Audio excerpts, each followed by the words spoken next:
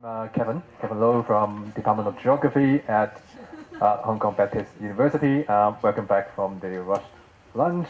You can all sit back, relax, and digest your food now. This session, we have three very interesting papers, plus my own contributions. And this session has a very specific sort of regional perspectives. All these four talks will be focusing on China, especially looking at governance perspective. So what does the government's been doing to facilitate these sustainable energy transitions? Okay, so I'm very conscious about time, so I would like to remind our speaker 20 minutes of presentation. I hope that's not me. All right, 20 minutes of presentation followed by maybe 10 minutes of Q&A sessions. Okay, so let me now introduce our first speaker, Professor Mori from Kyoto University, who will give presentations on carbon emission trading program in China. Let us welcome Professor Mori.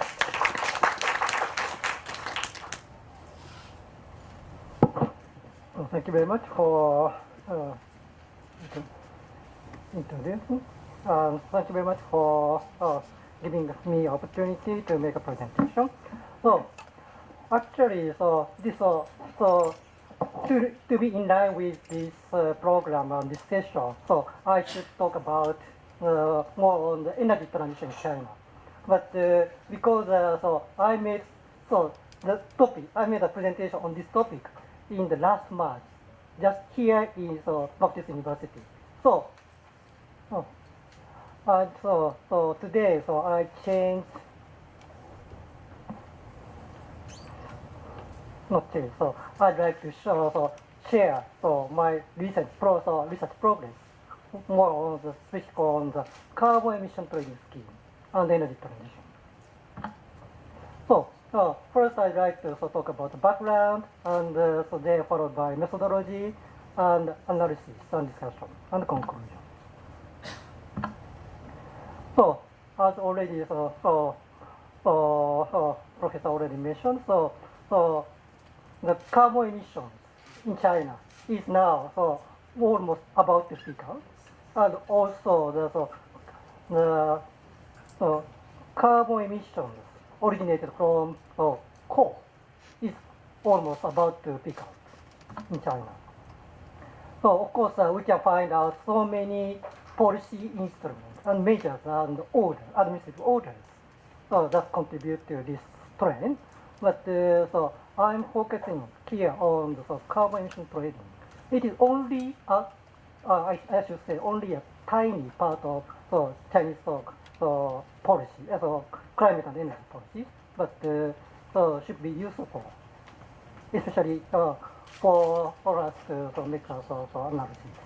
So this is a brief of the development of Chinese carbon ETS. So now,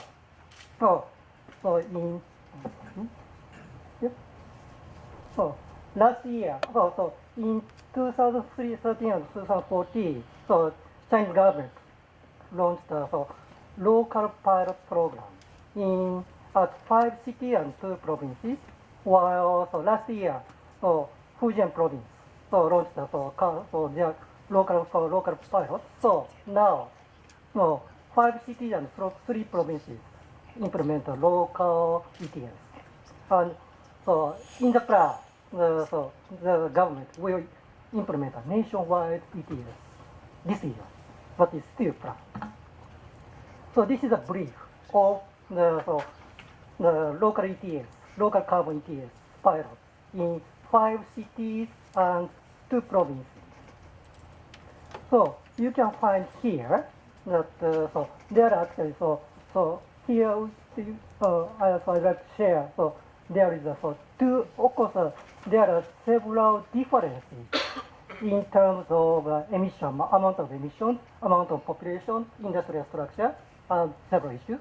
But there are two common characteristics. Is that all of them have higher carbon intensity reduction targets than national level, And also, all the pilots include both direct and indirect emission reduction. So it is somehow different from the experience of EU ETS that are only focusing on direct emission. So, when we talk about the ETS, the benefits of ETS, they say ETS drives emission reduction and also deliver cost-effective abatement and further support further public policy objectives, especially in case of China, linking with other systems, especially the EU ETS. Usually, Chinese government as well as the Chinese researchers focusing on these benefits as well. So reducing economic cost of carbon emissions, and also they emphasize the co-benefits of gaining to reduce air pollutants, and also gaining a kind of windfall profits from by linking with EU ETS. But there are several challenges in implementing ETS in China. So as I mentioned, Chinese government have already implemented so many energy and climate policies. So how to coordinate, how to avoid conflicts among policies is one of the issues. And also because of this, and especially in China, Chinese government focus on the intensity target, both on energy and carbon. While the ETS emphasize the absolute amount of absolute reduction. So how to allocate how to make initial allocation critically affect the effectiveness and impact of this scheme. So there is always a concern about the over-allocation of allowance or credit. And finally, there is always problem with a reliable system of monitoring, reporting, and verification. So even we say emission trading scheme can reduce carbon emissions in a cost-effective way, but what about the energy implication? Because it's targeting on carbon emissions, so it just impact on the carbon emission, not so much related on energy. While in the engineering point of view, coupling the renewable energy or feed-in tariff or any renewable energy promotion policies and ETS may be the most economically efficient scenario to achieve the desired carbon emission and energy intensity targets. So this is based on the scenario analysis. But at the same time, we can find some researchers find potential conflict of interest between the renewable energy policies and ETS, or energy saving policies and ETS, because if country or local reduce the energy consumption, then it will increase the credit to be supplied in the market. So that will reduce the carbon prices. Then that may incentivize the final cost of the emitters to increase their emissions, so as renewable energy or feed-in tariff. So if feed-in tariff will reduce the demand for emission permits, lowering carbon prices and weakening incentive for reducing consumption. So this is my concern of this.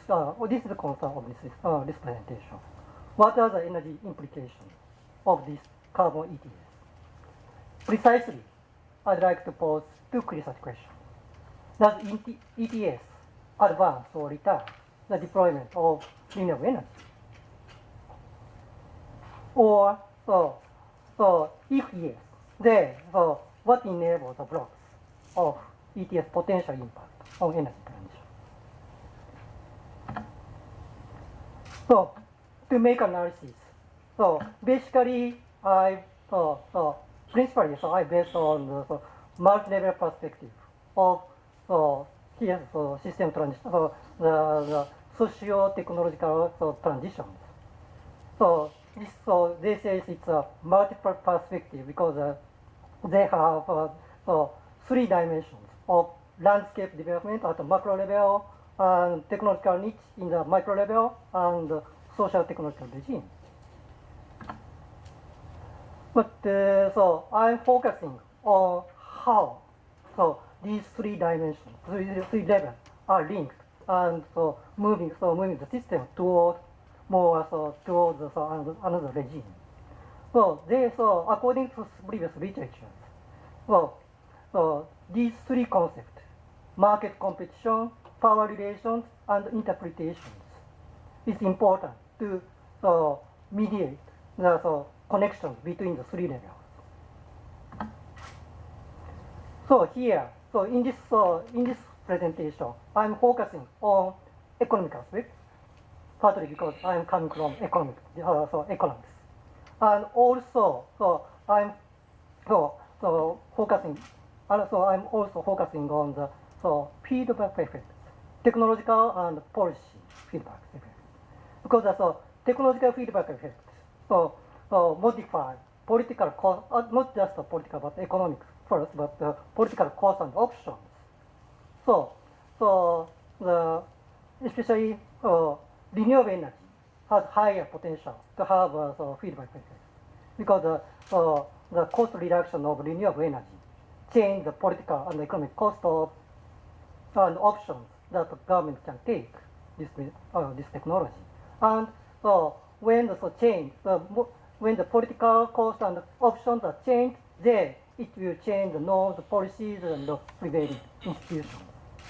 And also, I focus on the policy feedback effect because it will change some policies and the change in the political cost and options will change the alliance or coalitions between the incumbent, coal power, and renewables.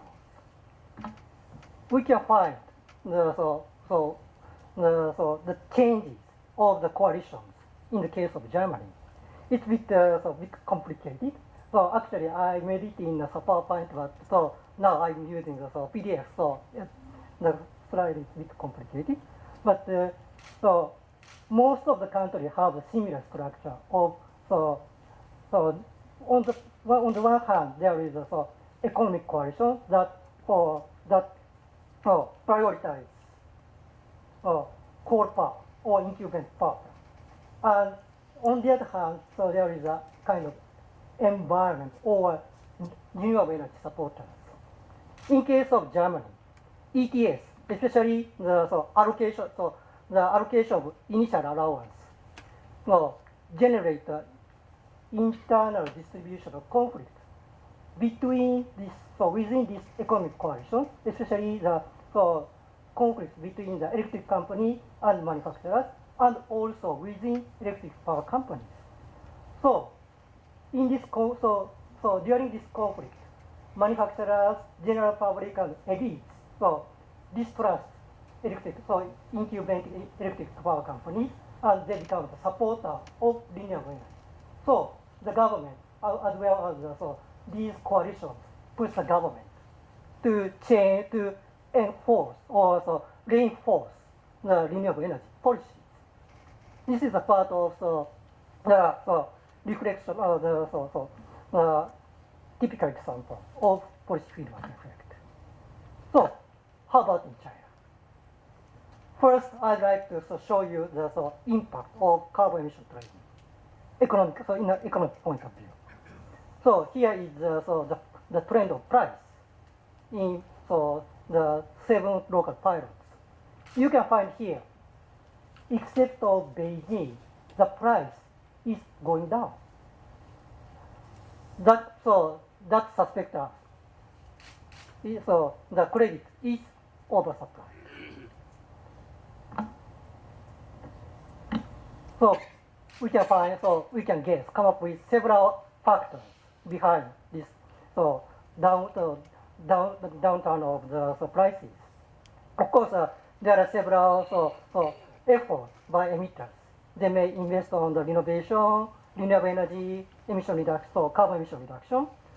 At the same time, so we can find out external factors such as economic downturn, so that leads to less demand, and also incoming of renewable energy as an offset credit, and also carbon linkage.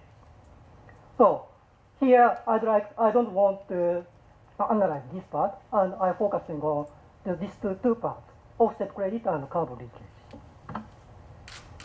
So you can find, China has already become the largest capacity of wind power and solar power, while institutionally, local pilots have a clear regulation or limit of incoming renewable as an offset credit. So institutionally, offset may not have so much large impact. In addition, we can find so many renewable cartels. This slide shows the trend in the early 2011-2012, but such as renewable cartel still continues in 2015-2016.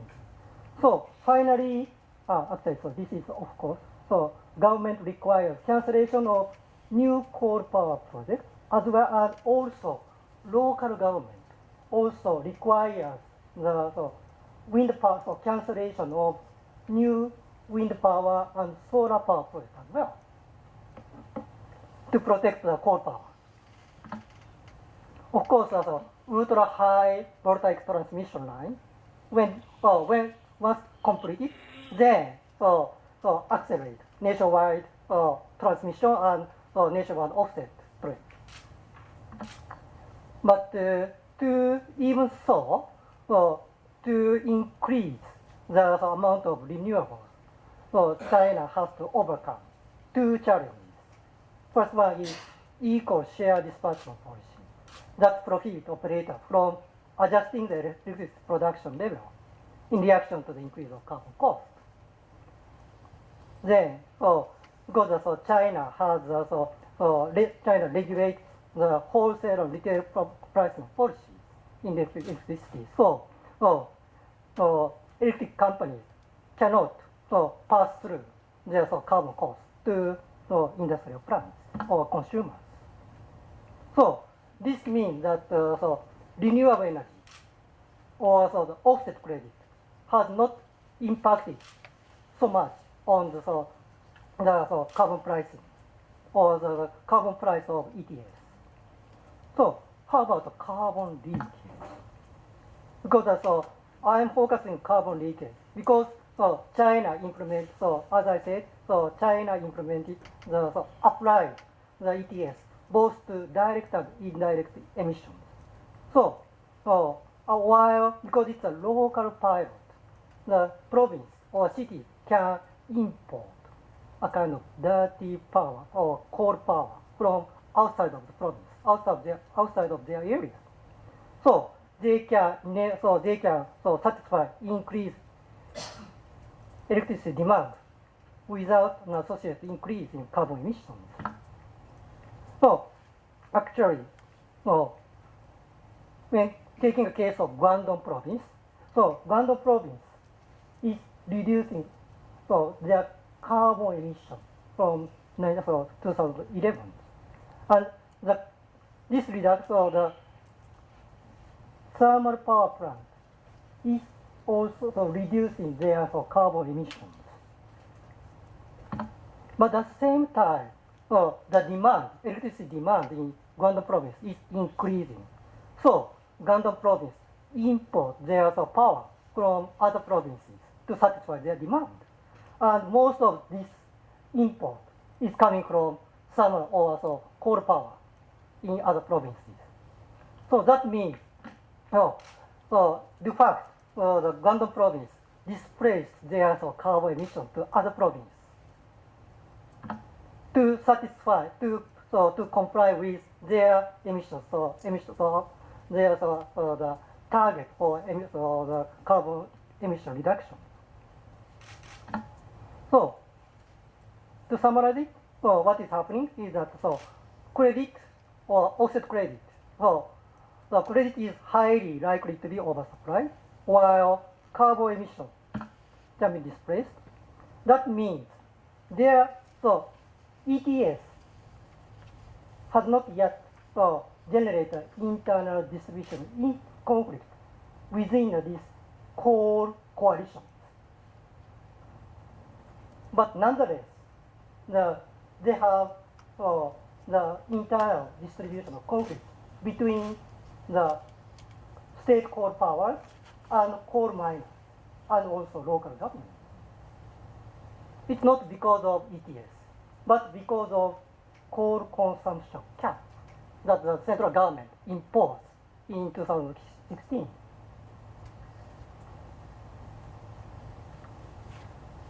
So, because the internal distribution conflict is quite small, and also central government, as Professor mentioned, is supporting local coal mines or coal power to transform transform their business or support their foreign business to survive, to make them survive. So they are still in the supporter of this existing or prevailing the electric system. So they are not become a support, especially the manufacturers do not become a supporter of renewable energy. So this means that unlike China is not going towards the same pathway as in Germany at this moment. Even if renewable energy policies increase the number of amount of renewable manufacturers and power, the political power of renewable energy suppliers.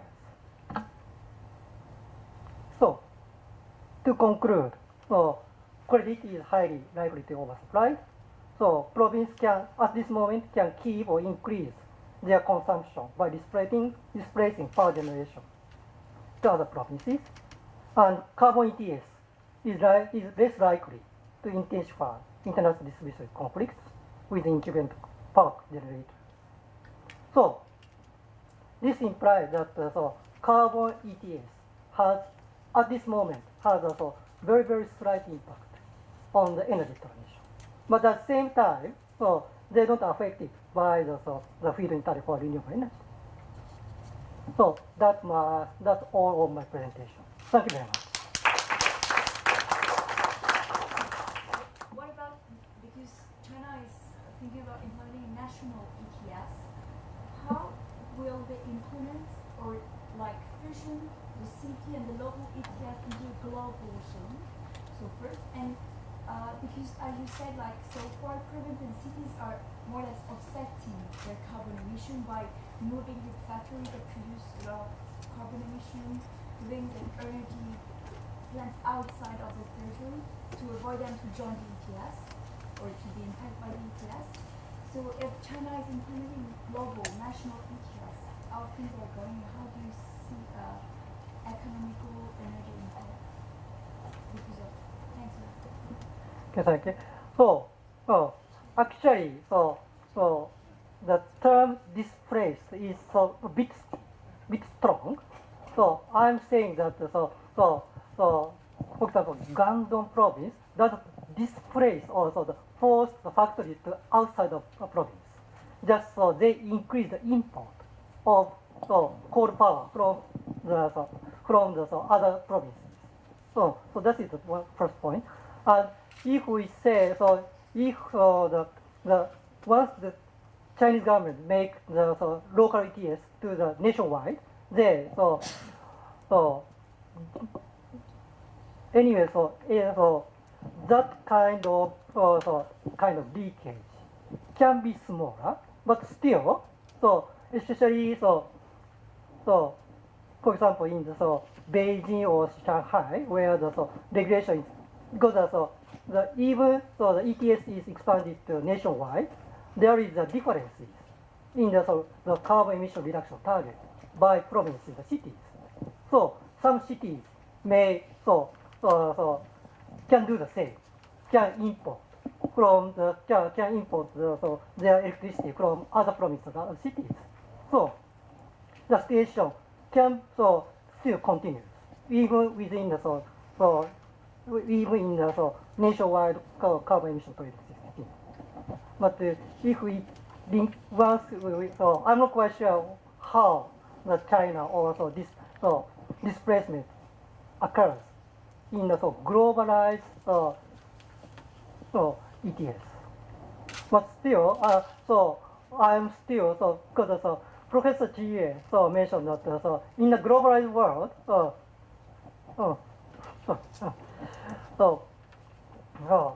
and especially the One Belt One Road, he's hoping that that China is promoting and more renewable energy, wind and solar power under the scheme.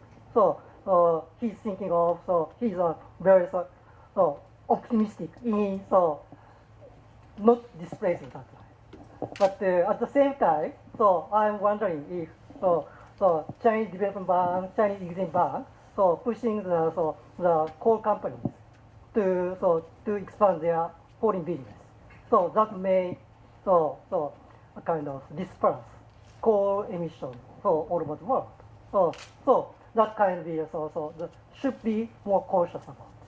And more about economical and finance strategy. I mean, will they just cancel the local ETS to have a global one, or do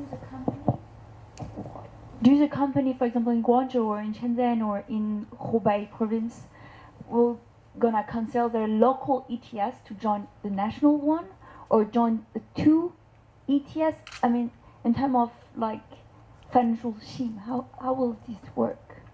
So Chinese government is considering to have only one ETS, only one. But because as you may know, each local pilots have a very slightly different scheme, so it becomes more tough to make it only one system. Of course, it's a challenge of Chinese government.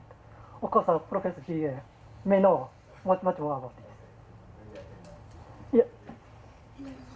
But maybe I can just quickly comment because our team in Tsinghua University is leading the design of the national ETS, national carbon market in China, and we produce annual review of low carbon development in China, and this one was just released earlier this month, and we have a whole section dedicated to the design of the national carbon market and how that related to the 7 pilots that Professor Mori was talking about. So I'm leaving a copy of this to Professor Ma, and if any of you are interested, just let us know. Be more than happy. The next year we'll provide more data and on the national market. Okay, thank you. My copies are displayed out there on the reception table. Okay, so after coffee break or after the conference, feel free to come forward. Okay, I think because of time, we have to move on to our next presentation. Thank you very much.